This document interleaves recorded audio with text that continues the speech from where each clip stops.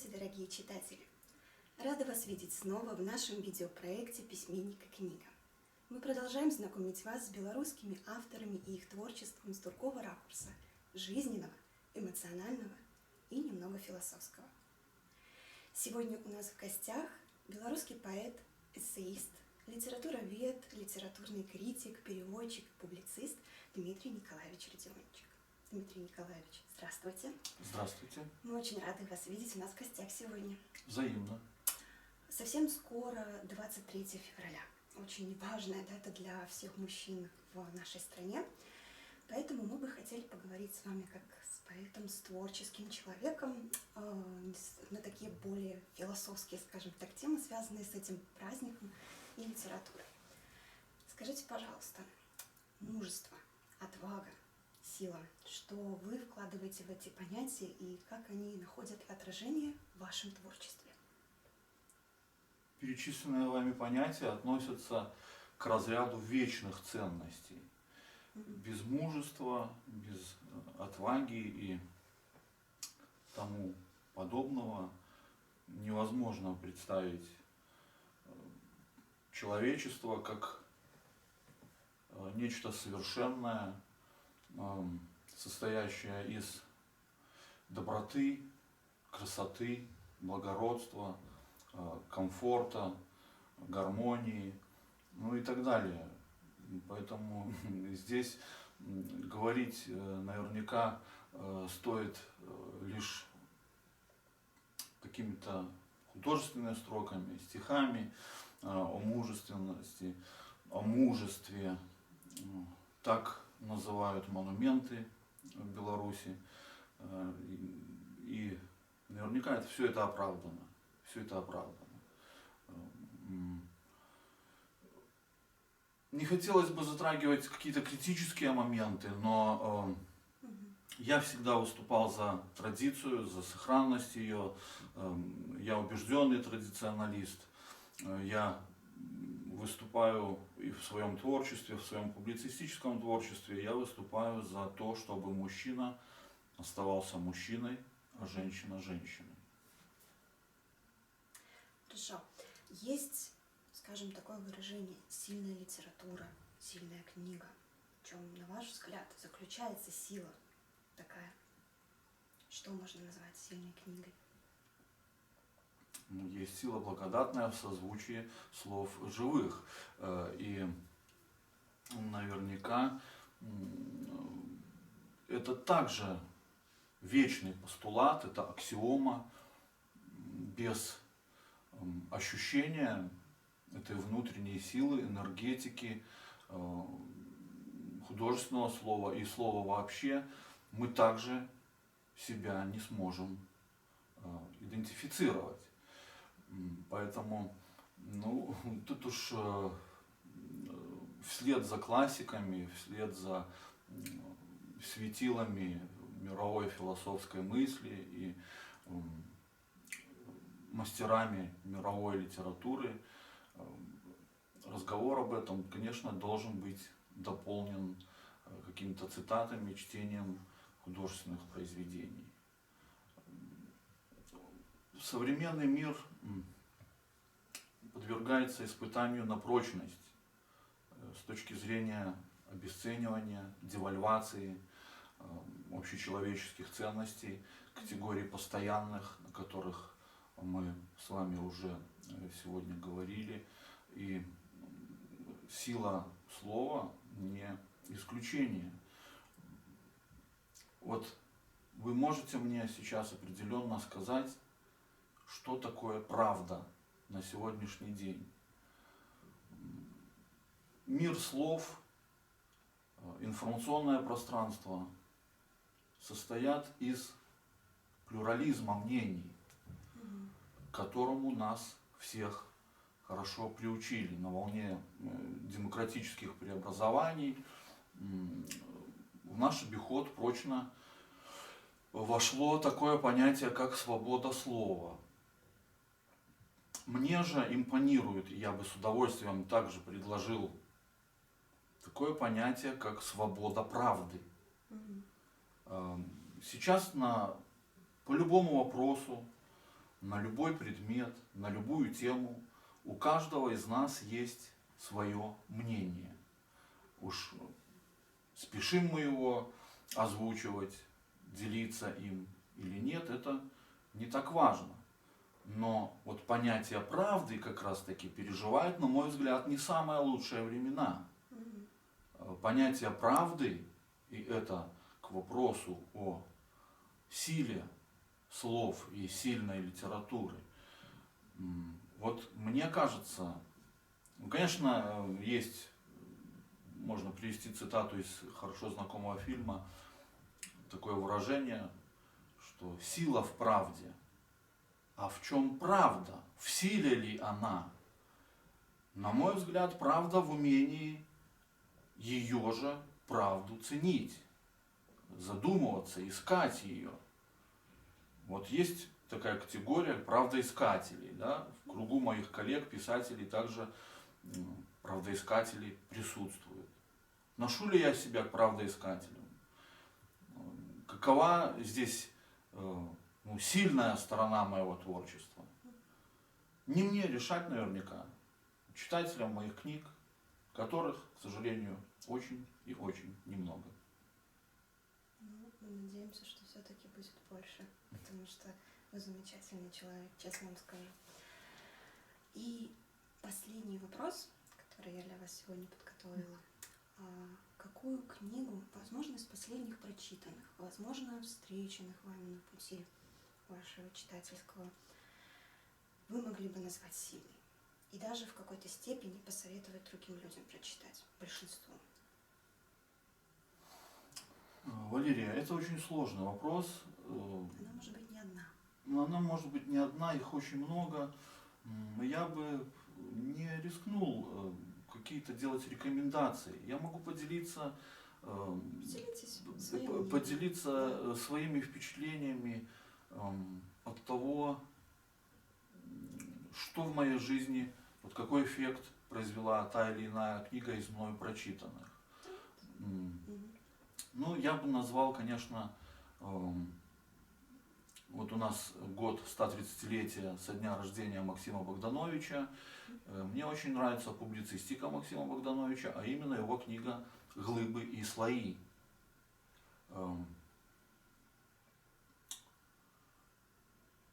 Поэт продемонстрировал свою гражданскую позицию.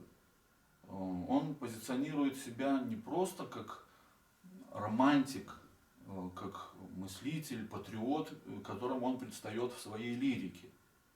А в этой книге Максим Богданович – это мыслитель, это философ, это как раз таки искатель правды, борец за гармонию, за вот действительно за традиционализм. И вот эта книга во многом сейчас для меня является важной. Из русских авторов, да, все-таки мы находимся в русскоязычном пространстве, наша сегодняшняя беседа.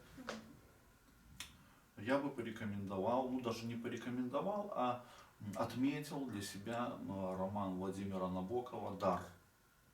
Вот я прозой увлекаюсь не часто нахожу время для того, чтобы окунуться в эпос.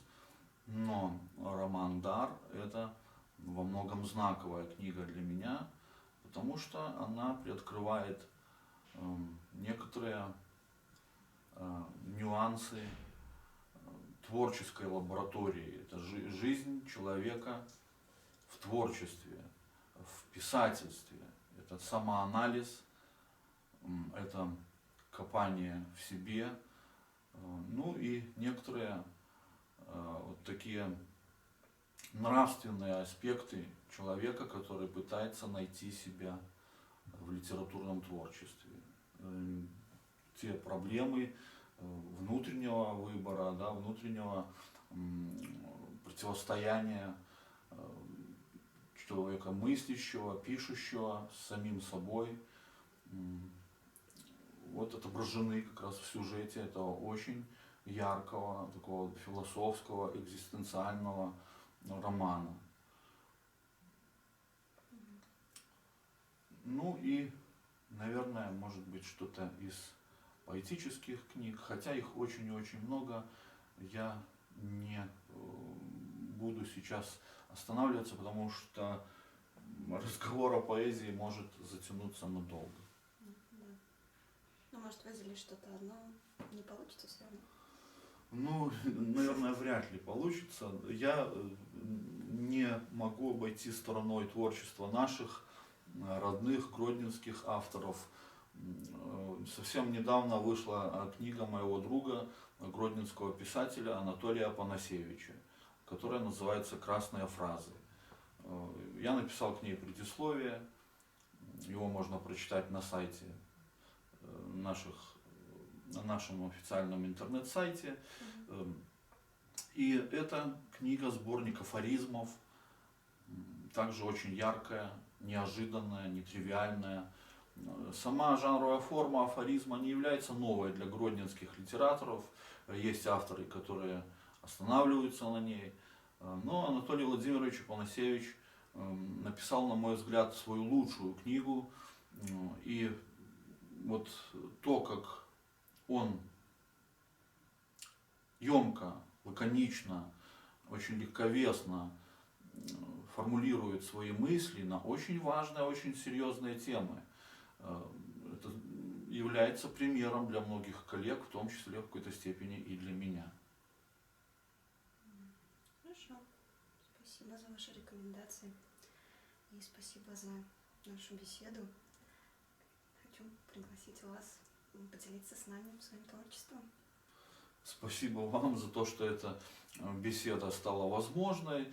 И я также хочу выразить благодарность администрации Гродненской областной научной библиотеки имени Карского за новый проект «Письменник и книга» и пожелать ему счастливой судьбы. Спасибо большое. Дорогие друзья, уважаемые земляки, уважаемые любители литературы из города над Неманом и окрестностей, сегодня я пришел не с пустыми руками. В проекте «Письменник и книга», который принял эстафету от другого проекта Гродненской областной библиотеки, который назывался «Творы и творцы», представлены несколько книг. Вы видите, что на этом столике есть книга большая, больших размеров, поменьше, средних размеров.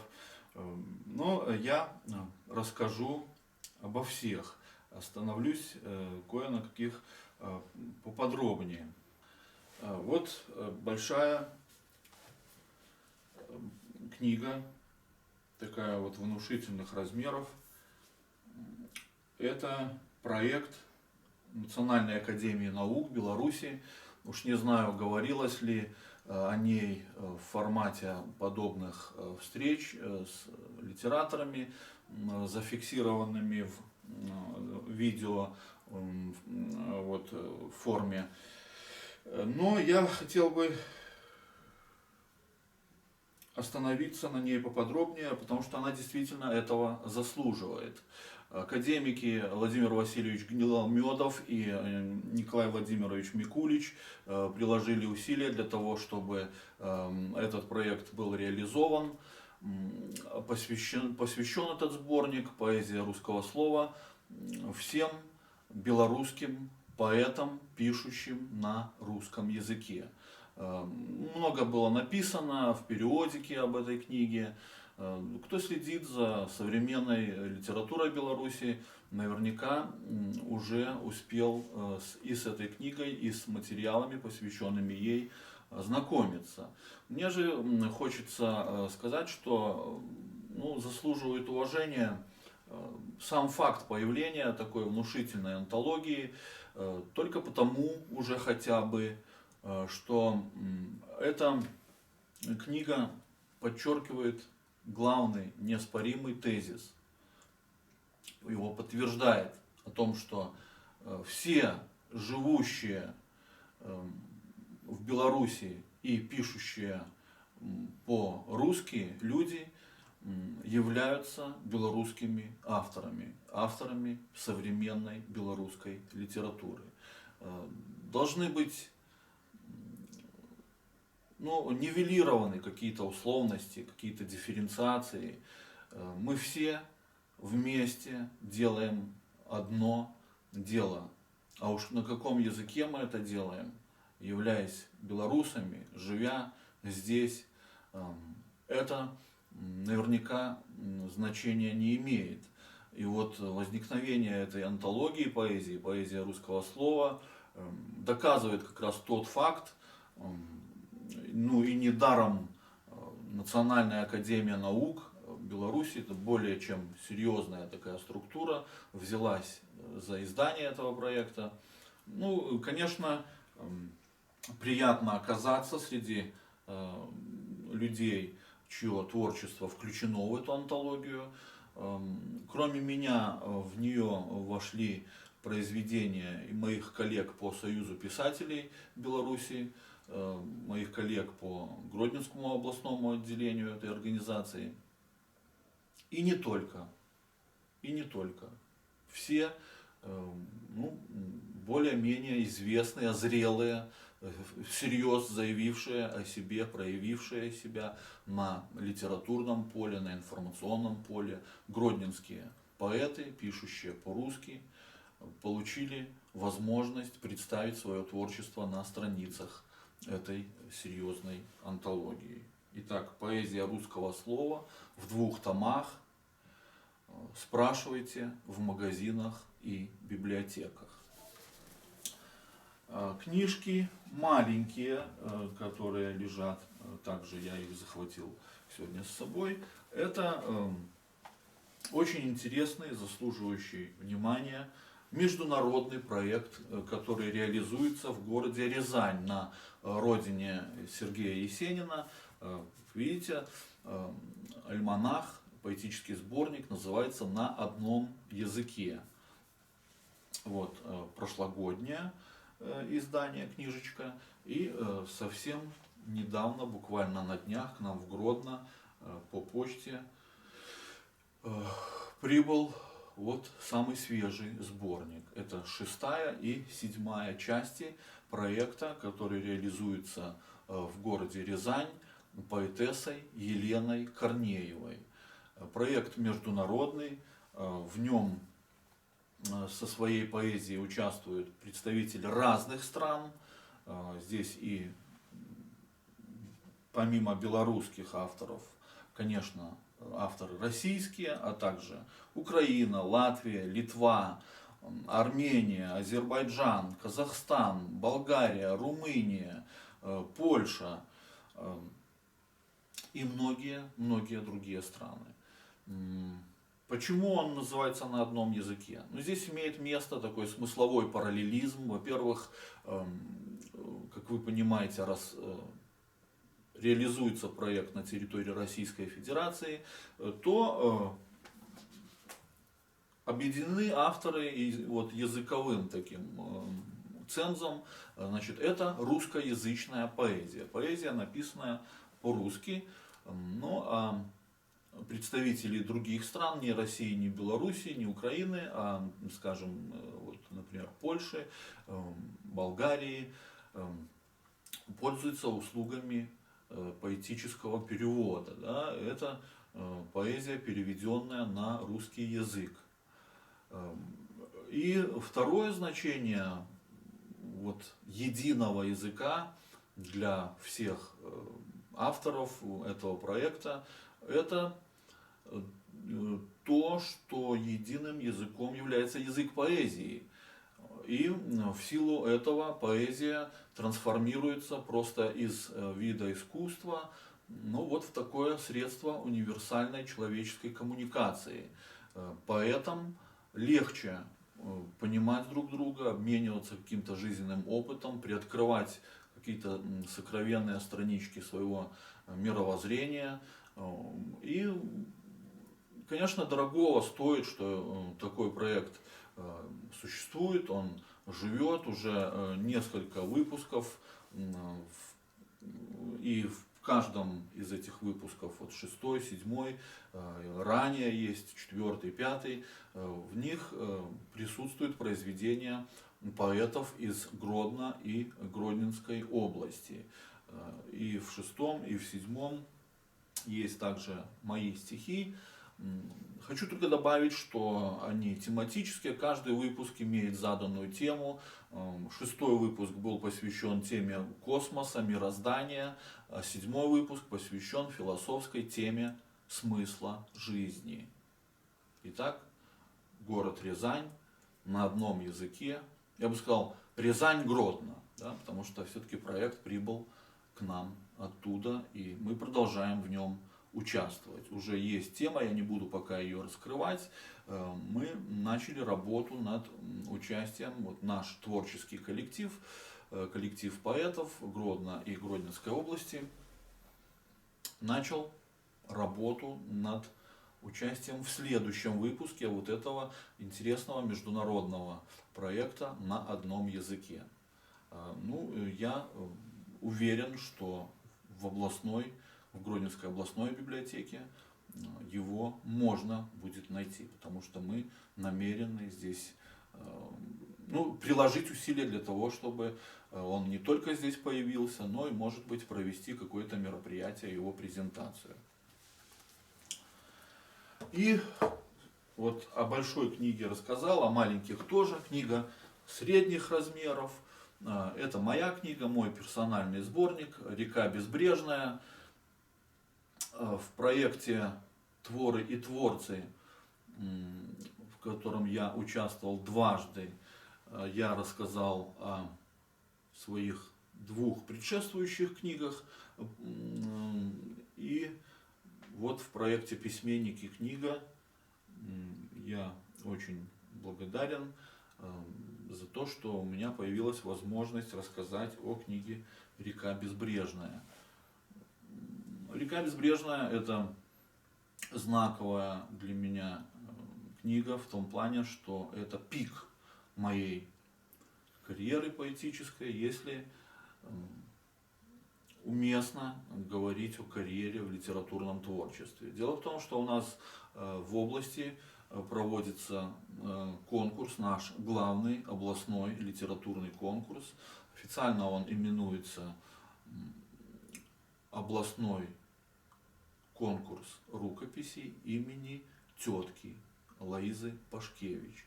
И вот мне посчастливилось стать победителем во 2-м областном конкурсе рукописи имени тетки в номинации «Поэзия», а призом за победу в этом конкурсе является денежная премия Гродненского облсполкома, которая должна быть аккумулирована на издание рукописи, на трансформацию рукописи в готовую книгу.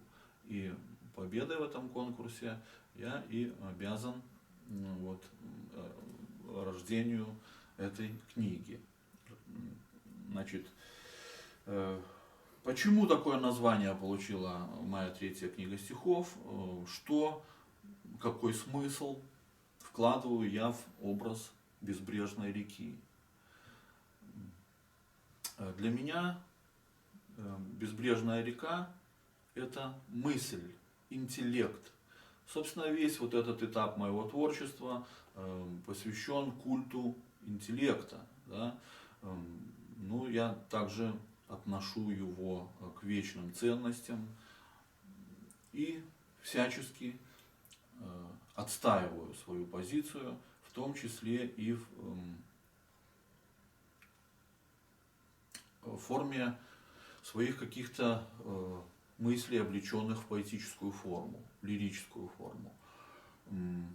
Согласитесь, что никаким образом нельзя ограничить нашу мысль. Да? Думать мы вольны о чем угодно. Потенциал нашей мысли поистине не ограничен. Главная только задача, чтобы для нашего мирного сосуществования, для гармоничного, комфортного пребывания в этом мире потенциал нашей мысли был направлен в мирное, созидательное русло. И вот слово русло является знаковым, несет в себе знаковое значение. Благодаря слову русло возникает по цепочке, вот такой смысловой, возникает мотив реки, потому что именно к образу реки можно отнести понятие русла. Итак, вот река безбрежная, ничем не ограниченная мысль, но направленная в определенное русло. Мне очень бы хотелось, чтобы это было русло мира и созидания. А сейчас я, конечно, с удовольствием что-нибудь прочитаю.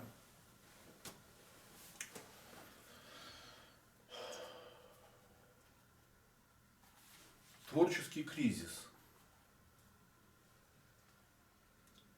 То, что выглядит цельным на первый взгляд, привлекает нас совершенством форм. Вдруг бывает разбросано не впопад, точно в знак попрания мер и норм. Неспроста заключаемые в словах нотки пафоса, смысла нестройный ряд, плюс напыщенный хаос, звеня в ушах, о бессилии автора говорят. При попытке сквозь шелест чужих страниц различить искомые голоса, сквозь безмолвие плоти и пение птиц внемлют смирные тверди и небеса, внемлют тихому шепоту колокола, высыпается новых светил зола, под брюзжание духа в плену страстей, в то, что выглядит миром из двух частей.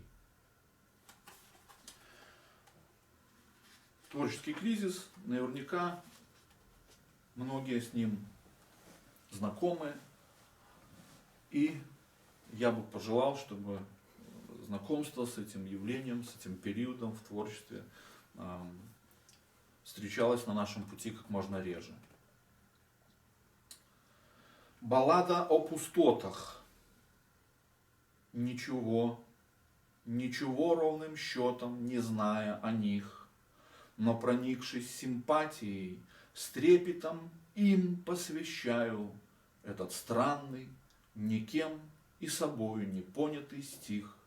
На бумаге при жизни я памятник им воздвигаю, существуя без внешней опеки, в назначенном месте, в первозданной конструкции, с некой загадочной целью, как смирились вы с тем, что о вас ничего не известно, только я всем назло в неизведанность вашу не верю. Не беда, что не знаю я вовсе, какие и где вы.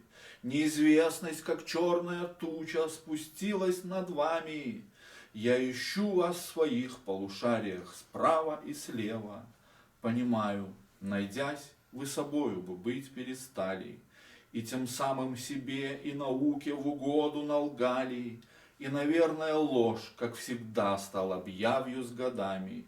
Все равно ничего, ровным счетом не зная о вас, я надеюсь, что воля Всевышнего дело поправит, будто колокол в небе пробьет долгожданный тот час. Все узнают о вас, наконец, непременно узнают. Одолев предрассудков дурман, за глухою стеною забвения, я хотел бы, чтоб в этих пустотах немых встало истины солнце для проклятых трех измерений, ничего ровным счетом не зная о них. Восхищенный всем сердцем, я счастлив бы стал, как дитя, и пред силой небес я тот час бы упал на колени, я молился бы вам и восславил, любя и шутя, и сквозь слезы волнения смеялся бы звонко над всеми. У меня, у тебя и у всех есть, конечно, мечта, тайна есть, сокровенная, давняя тайна. Представляешь, у нас в головах кое-где пустота, пустота. И, скорее всего, это все далеко не случайно.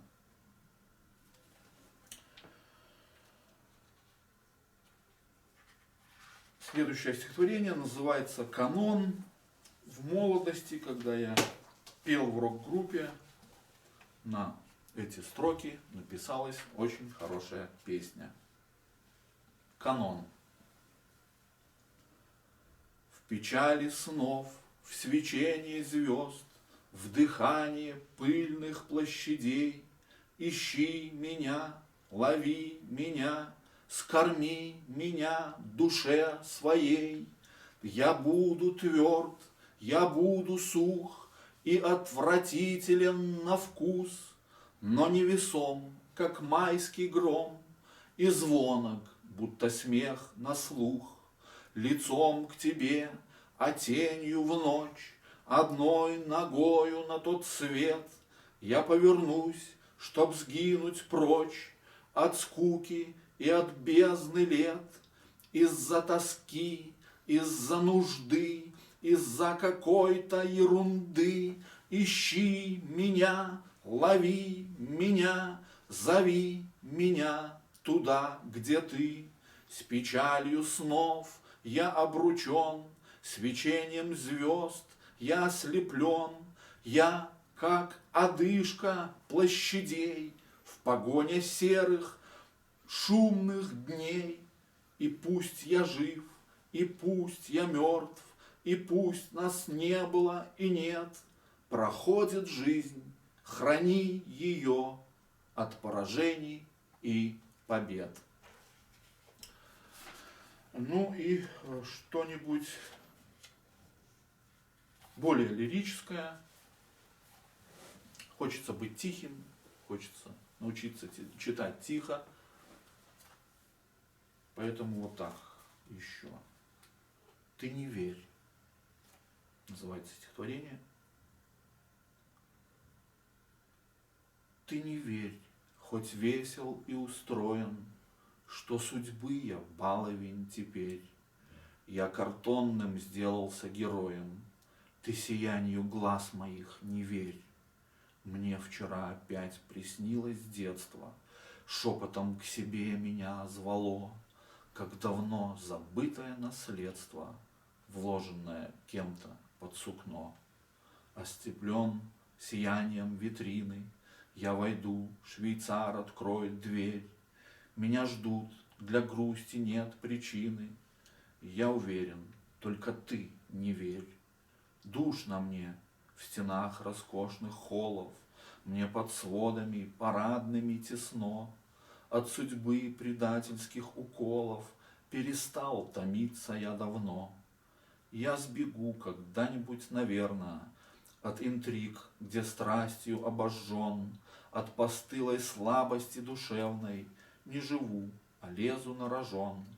Не любя, лелея простодушно, слышу зов нехоженных дорог. Моя жизнь состряпанный искусно, но к столу не поданный пирог. Мне бы замереть и оглянуться, наконец-то стать самим собой, в детство легкокрылое вернуться с целью примирения с судьбой.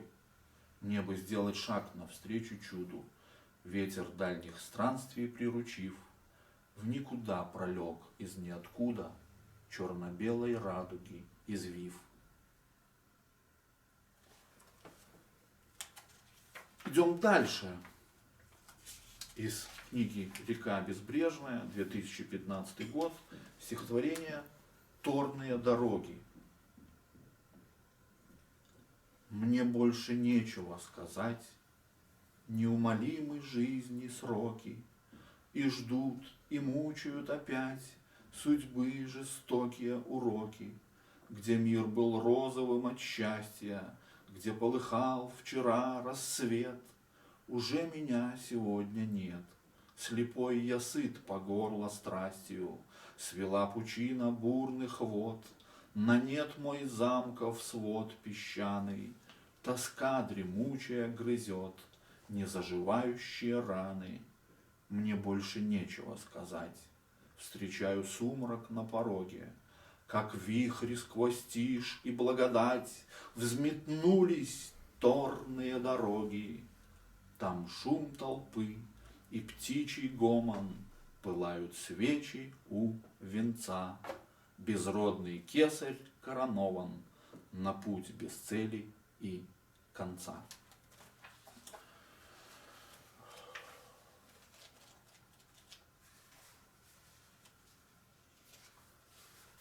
И закончить наше поэтическое ревью, нашу встречу с вами, мне хотелось бы вот таким стихотворением, которое называется довольно претенциозно, причудливо. Оно называется «Над небом». Над небом прах земной любви развеян, где молчаливый чахнут тени звезд, и в световых столетиях измерен наш путь друг к другу, подожженный мост. Обречена на вечные скитания туманность непрекаянных судеб, над небом сплошь иные расстояния, для вечных странствий благодатный хлеб.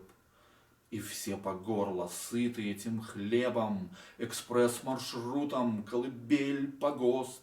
Развеян миф любви земной над небом, затерян меж планет уютных гнезд.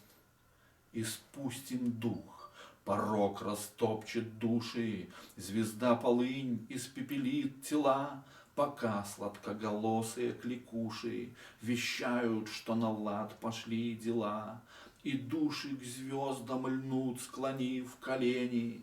Где нам пополнить воли, сил, запас? А звезды им: возьмите наши тени, пусть от напастей укрывают вас. И вспыхнут вместо звезд кресты распятий, сквозь гулкий сумрак вечности оскал, смыкая в нерушимости объятий конец времен с началом всех начал. Лишь над землей все покорится свету, над небом тотчас в сумраке ночном куда-то шлют прощальные приветы, кому-то души каются в былом. Над небом сплошь ветра земные веют, тень на плетень швырнув на свой манер, а над землей смиренно звезды тлеют, дневным светилом подают пример. Поверь дневным светилам, сделай милость, придай пространству святости предел, где обретают душ пути земные, небесные орбиты наших тел. Дорогие друзья, прежде чем поблагодарить вас за то, что это время вы провели в обществе одного человека, увлеченного исканиями в области лирической поэзии, вашего земляка, вашего современника, мне хотелось бы сказать вот о чем. Наша встреча проходит в преддверии Дня защитника Отечества, февраль 2021 год. И моя юная коллега Валерия сегодня затронула очень важную тему мужества. Мне бы хотелось, чтобы такое понятие, как мужество, всегда ассоциировалось с образом мужчины. И не только. И мне очень хочется сказать в связи с этим вот о чем. В кругу моих коллег есть люди, которых можно назвать мужественными по праву. Это люди, которые в силу обстоятельств, в силу того, что судьба их представляет собой испытание на прочность, они остались на 100% верны себе, своему предназначению.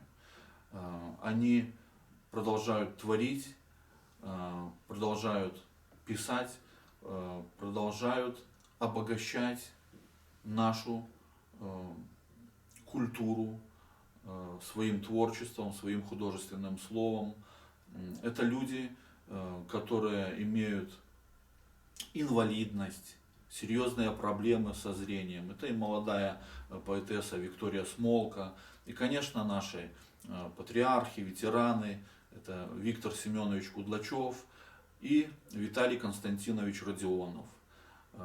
Есть и другие авторы, судьба которых не пощадила. Я от всей души хочу поздравить всех мужчин с таким вот днем мужества, днем стойкости духа и пожелать счастья и здоровья прежде всего вот этим моим коллегам, потому что это действительно люди, подающие всем нам пример. Ну и всем, кто выслушал меня сегодня, всем, кто уделил внимание нашей встрече, я искренне благодарен и выражаю надежду на то, что все будет хорошо. Все будет хорошо, и подобные встречи наши с вами будут продолжаться. Спасибо за внимание. Помогай вам Бог.